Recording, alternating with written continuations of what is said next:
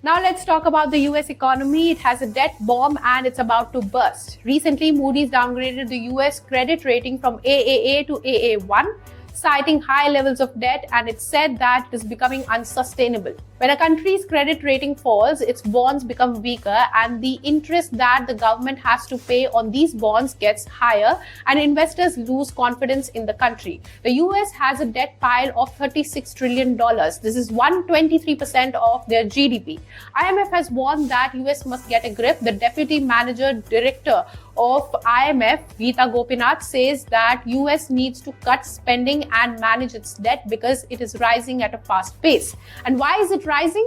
Well, the president wants tax cuts that will cost the government around $4.5 trillion. The one big beautiful bill that Trump wants the Congress to pass has sweeping tax cuts, and it could turn out to be the bill with one big price tag. Trump has also announced a plan to build a golden dome worth $175 billion. Where will all this money come from if taxes are also cut? The warnings led to stock market fall and dollar's value is also declining. The dollar has fallen by 7.5% since the start of the year.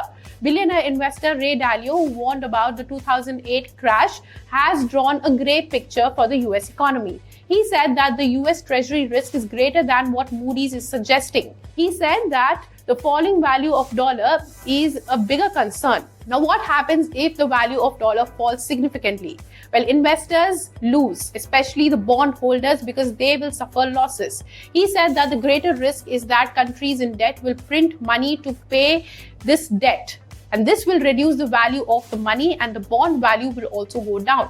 Well, it's not just the US, the global debt is also high.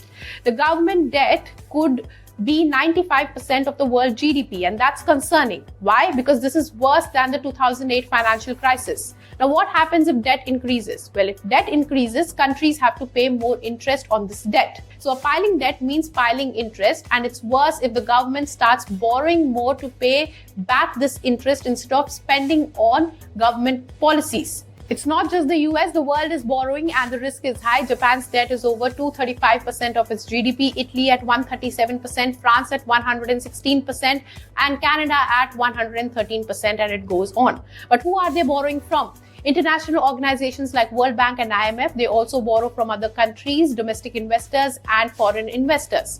But who do these countries borrow from, and why are the countries lending if they are already in debt? Well, there are two ways. Either they issue government bonds by which they get interest back, or they issue direct loans with agreement where they can interfere in some policies and basically they can increase their influence like China did with Sri Lanka. If you like this video, then like, share and subscribe to ET Now.